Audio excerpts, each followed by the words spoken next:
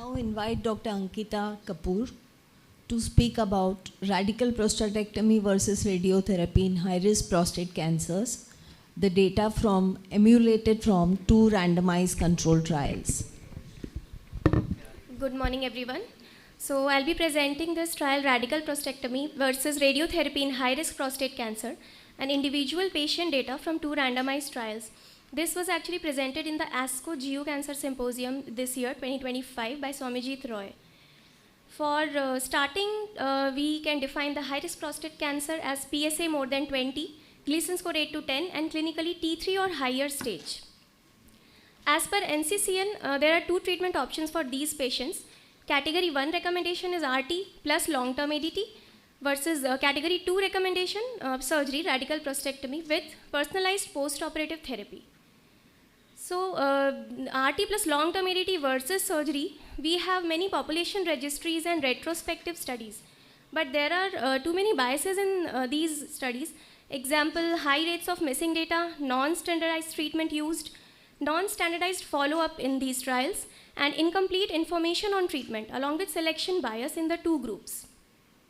So to remove these biases, they have used a hypothesis that use of National Cooperative Group Phase 3 randomized trial data of patients that were contemporaneously enrolled in trials with a similar therapeutic question would reduce or obviate many sources of these biases. So they did a systematic research with Medline, Embase, and trial registries, and the patients, mostly the trials included here had control arm as standard of care RT or RP based therapy. Only large national cooperative group trials were included. The trials enrolled in same countries, enrolled contemporaneously, and having similar therapeutic question. So they came to finally 2 studies, CALGB 90203 and RTOG 0521, which I'll be elaborating. The primary objective in this IPD analysis was to compare the cumulative incidence of distance metastasis between the 2 groups, considering death as competing events. To make these 2 groups as similar, they have used IPTW, which is inverse probability of treatment weighting. And other than this stats, they have used multivariable fine and grace regression. Secondary endpoints were reported. However, they have many limitations, which we can see here. Firstly, cumulative incidence of biochemical recurrence. We all know that this definition is different post-RT and post-RP, which is 2 versus 0.2. So for this different definition, they needed IPTW to similarize the patients in both the studies. Then the second one is prostate cancer specific mortality. Here the definitions used are 2 different in the 2 trials. They have included both death after distant mets and death after progression. Third secondary endpoint was other cause mortality, which again has biases as these 2 definitions were used, death without distant mets and death without progression, both were used in these trials.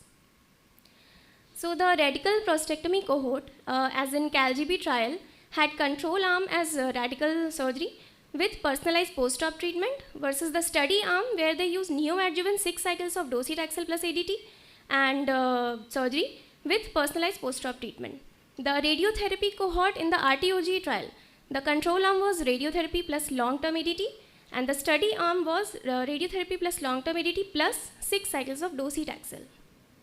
A total of 1,500 patients were used in both the trials total.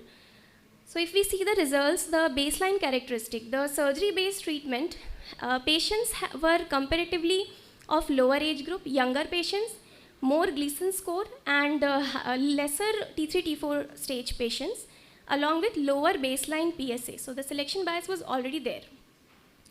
If we see these curves, overall surgery cohort versus the radiotherapy cohort, there was clear-cut 8% benefit in distant metastasis incidence, radiation therapy showing 16% and surgery showing 23% incidence of distant mets. Now they have also compared the RT plus long-term ADT versus surgery plus post-op therapy. Here also radiotherapy has showed 8% benefit over surgery. When they compared the docetaxel along with surgery and radiotherapy, surgery had showed 21% of 8-year cumulative incidence of distant mets versus radiotherapy 13%, again showing an 8% benefit in radiotherapy. They have compared also surgery with neoadjuvant docetaxel and ADT with personalized use of post-op therapy versus radiotherapy with long-term ADT.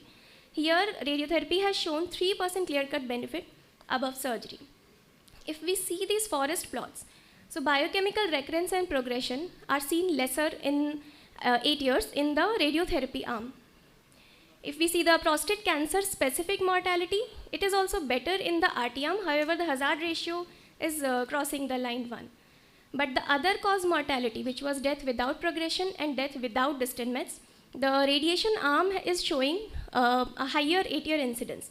This is probably because of the selection bias, because the patients in the radiotherapy arm were of they were older and they might be unfit for surgery, we suppose, for which we have taken these patients in the radiotherapy arm.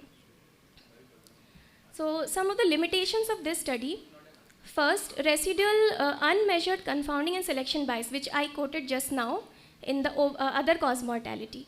Secondly, there is this follow-up of 6.4 years is less to see the prostate cancer specific deaths. Thirdly, the contemporary practice implications like PSMA, abiraterone and prednisolone, mostly they were not the standard of treatment, the part of standard of treatment at that time. So key takeaways from this study: of the current NCCN guideline recommended treatment regimens, radiotherapy-based regimen is showing lower incidence of distant mets compared to the surgery-based treatment. And approximately 80% of men with high-risk prostate cancer treated with surgery will further receive treatment in the form of adjuvant or early salvage RT, and they will also experience recurrences. Then use of triplet or quadruplet therapy, like including the neoadjuvant chemo ADT, RP and personalized post-op RT or ADT, may mitigate these differences when compared to the only doublet, which is RT plus long-term ADT. And toxicity and cost implications are of course required for further studies.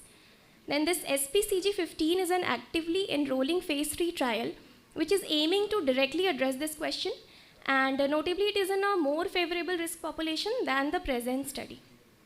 Thank you.